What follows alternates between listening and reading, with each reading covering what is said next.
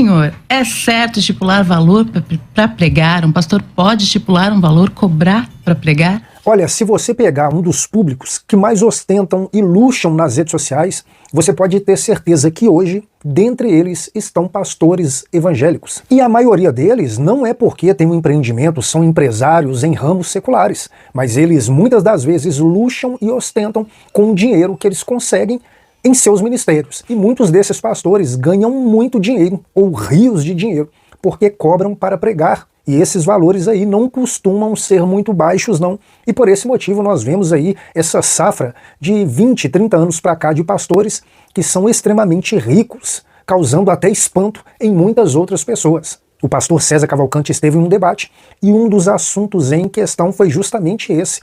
É certo cobrar para pregar? E se você cobra para pregar, é certo cobrar um valor exorbitante que nem mesmo um dos membros mais abastados de certa igreja conseguiria ganhar em um mês? Pregadores, pastores, cantores que cobram 30, 40, 50, 80, 100 mil reais para ir em cultos, para ir em igrejas e falar durante 30, 40 minutos, cantar durante 30, 40 minutos? Será que isso é certo? Eu vou trazer esse vídeo para você agora. Antes, eu gostaria de pedir para você, se você ainda não é inscrito em nosso canal, que você se inscreva, ative o sininho, coloque para estar recebendo todas as nossas notificações e sem muita demora, vamos lá pro vídeo.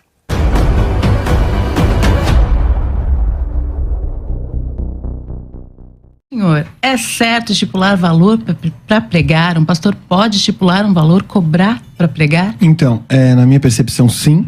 Existe a questão assim, é certo? Não é errado, certo? Dado alguns entendimentos, claro, algumas situações. Por exemplo, existem pastores que vivem de um ministério itinerante. É muito comum também nos Estados Unidos. Sim. Isso, por exemplo. Então ele vive desse ministério.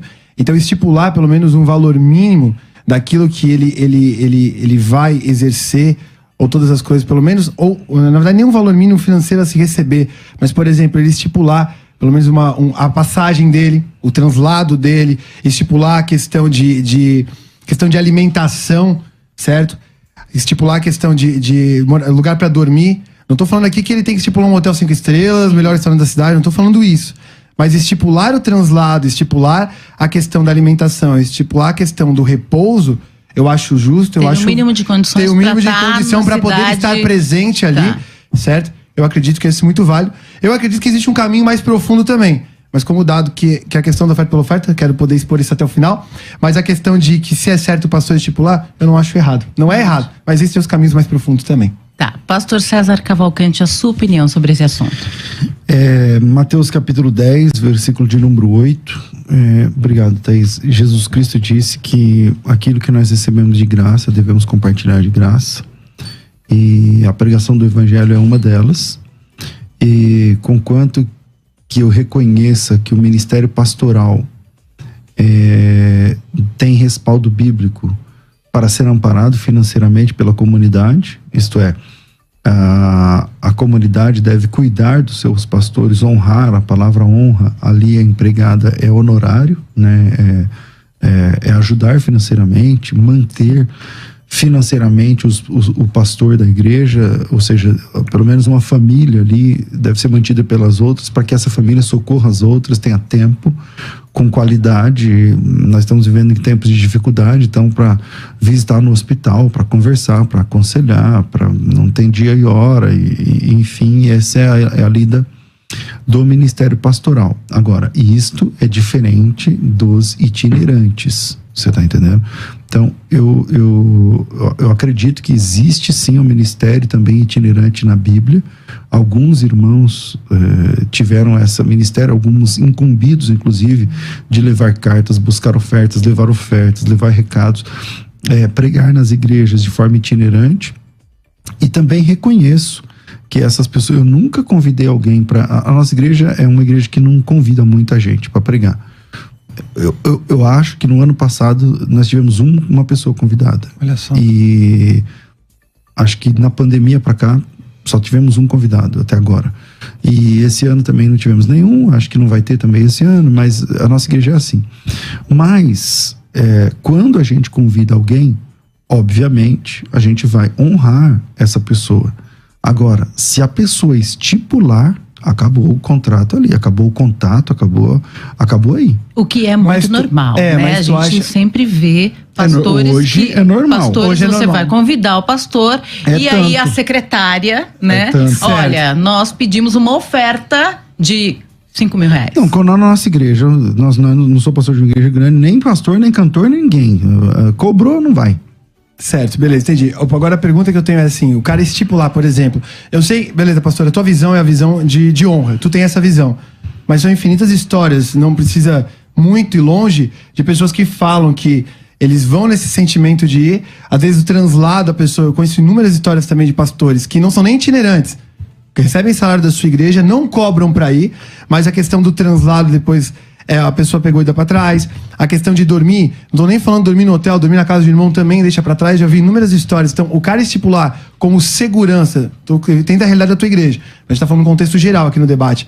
Ele ter essa segurança seria errado na tua visão? Pra ele ir pra algum local, ele estipular assim, ó, eu estou estipulando o translado, comida e dormir, cobrar isso. Isso como valor, não no sentido monetário. Você está perguntando o que eu acho se ele falar sobre isso? Então vamos lá. Se ele estipular valor, então tem preço. Então existe tabela. Existe preço, existe tabela. É que valor e preço são coisas diferentes. A gente está entendendo questão de valor ou preço aqui.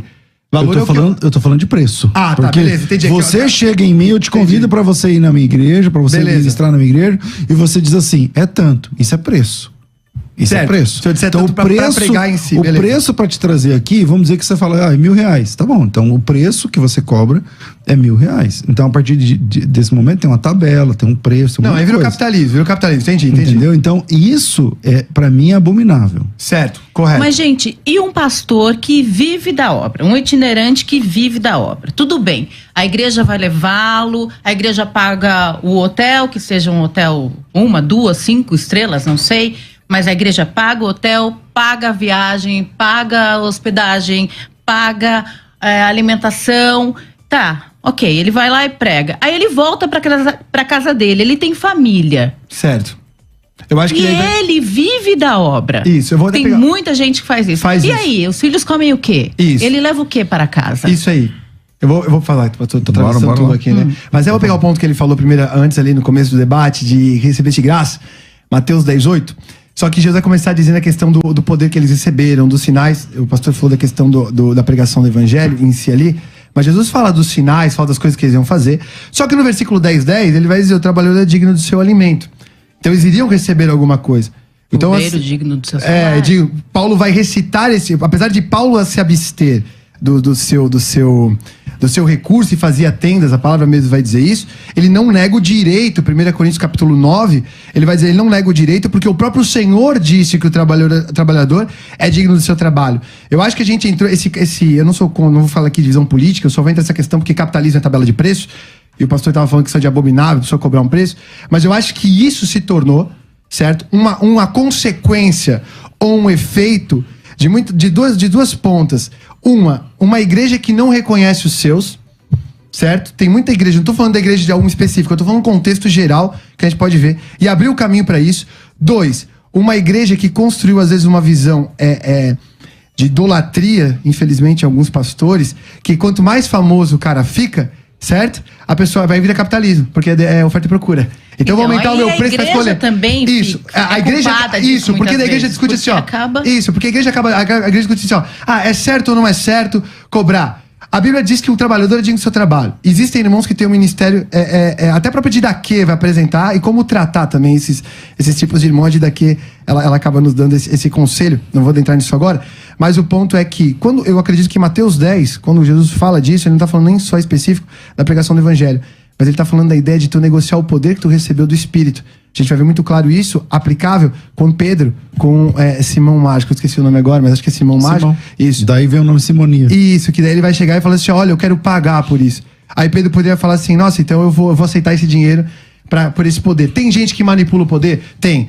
Mas eu acredito que os dois termos, muitas pessoas veem na igreja um método de arrecadação, infelizmente existe isso. Sim. Só que a pessoa diz assim, ó, mas também existe a igreja que não vive a ideia do distribuir. Eu acredito que a igreja ela serve para distribuir. Se nesse momento todo mundo que me escuta, todo mundo que assiste o debate, todos nós ouvíssemos a voz do Senhor e entregássemos o que deveríamos entregar, para onde o Senhor quer que entregue, para quem o Senhor quer que entregue, a gente estabeleceria o testemunho de um equilíbrio.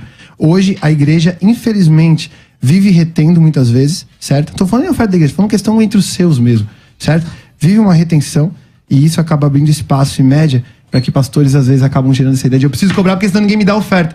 Ninguém honra o que recebe. E aí acaba ferindo o testemunho, porque a pessoa oferece o que recebeu. Só que ninguém reconhece. E Paulo, inclusive, fala que a gente deve ser, Gálatas 6, que a gente deve ser participante. Quem tem bens, faça participante aquele que o instrui dos seus bens. Então, essa dinâmica da igreja, infelizmente, acaba abrindo margem para existir essas abominações que existem. Pastor Minha opinião. César Cavalcante. Bom, vamos lá. Você citou o Didaqui e eu queria ler um trechinho. O Didaqui, para quem não sabe, é o manual dos primeiros discípulos. Né? Antigamente se falava que era do século II, agora se acha que é do século I. Essa especulação. Alguns entendem que alguns apóstolos conheciam, né? Mas é um documento da segunda igreja. A primeira igreja é a igreja de Jerusalém, a segunda igreja é a igreja de Antioquia. E lá está dizendo assim, capítulo 11, verso 4: todo apóstolo que vem até você deve ser recebido como o próprio Senhor. Ele não deve ficar mais do que um dia, ou, se necessário, mais outro. Se ficar 3 dias, é um falso profeta. Ao partir, o apóstolo não deve levar nada, a não ser o pão necessário para chegar ao lugar onde deve parar. Se pedir dinheiro a alguém, é falso profeta. Se alguém disser sob inspiração, me dê dinheiro, ou qualquer outra coisa, não o escutem. Porém, se ele pedir para dar a outros necessitados, então ninguém o julgue. Bom, eu vou parar aqui, porque o texto é longo. Como você que citou o Didaqui, você deve conhecer esse texto. Isso. E ele termina dizendo que cada um tem que trabalhar e tal, tudo mais. Bom, esse é o modus vivendi dos primeiros discípulos de Jesus. Certo. Os primeiros cristãos. Não tinha esse negócio de Paulo, vem pregar aqui na nossa igreja, e ele diz, é tanto. Não existia essa possibilidade. Porque se ele dissesse tanto, ele já era rechaçado como falso profeta automaticamente. Esse documento aqui está dizendo isso. Então, eu citei Mateus 8, que é um mandamento de Jesus, que você recebeu de graça, é de graça. Isso. Eu citei, obviamente, pastor, mas o senhor recebe oferta quando você vai pregar? Quando a pessoa dá. E se eu sentir de receber, eu recebo. Quando a pessoa dá e eu não sentir de receber, eu devolvo. Muitas pessoas que estão me ouvindo aqui sabem que eu trato assim. Há 20 e tantos anos. Vamos lá. Receber oferta é uma coisa. Estipular valor é outra coisa. O nosso tema é: é certo o pastor estipular valor para pregar? A resposta bíblica é não. A resposta na vida da igreja, eu li aqui o Didaqui, é não. Entende? Quem faz isso, você disse agora, os famosos, não sei o que, o cara chega lá em cima. Eu não quis criticar só, mas é um ponto que surge. Mas eu quero criticar. Eu tô falando de ídolos. Isso. Sim. Entendeu? Então, cantores e pregadores. Eu ia falar exatamente dos cantores. O que a Bíblia diz sobre ídolos, pessoal? A Bíblia diz que os ídolos, eles têm olhos, mas não veem. Eles têm mãos, mas não apalpam. Têm ouvidos, mas não ouvem. Têm boca, mas não falam. Esses são os ídolos da Bíblia, tá certo? E é a mesma coisa quando você encontra um crente ídolo, tá? Na nossa geração. Ele cobra horrores, ele tem boca, mas ele não fala com você, ele tem ouvido, mas ele não te ouve, ele tem mão, mas ele não toca você, ele não interage, ele não quer saber de nada. Ele chega lá, faz o show e vai embora para casa dele. É um ídolo. E ídolo disso. Não toca, não vê, não sente, não fala e não ouve, não interage, não discipula, é de brincadeirinha, é uma brincadeira. Ele vai lá. Agora a pergunta vai para você. O que você acha de um pastor cobrar para pregar? E se ele cobra, o que você acha do valor abusivo que ele costuma cobrar? Na sua opinião, pastor deveria simplesmente ir pregar em determinados lugares e só esperar que alguém o abençoe com uma oferta sem ele estipular um valor? Deixe o seu comentário logo aí abaixo, ele é muito importante. Aproveite, se inscreva em nosso canal, ative o sininho e coloque para estar recebendo todas as nossas notificações. Esse é o canal O Beto Dias e eu estou te esperando aqui no próximo vídeo.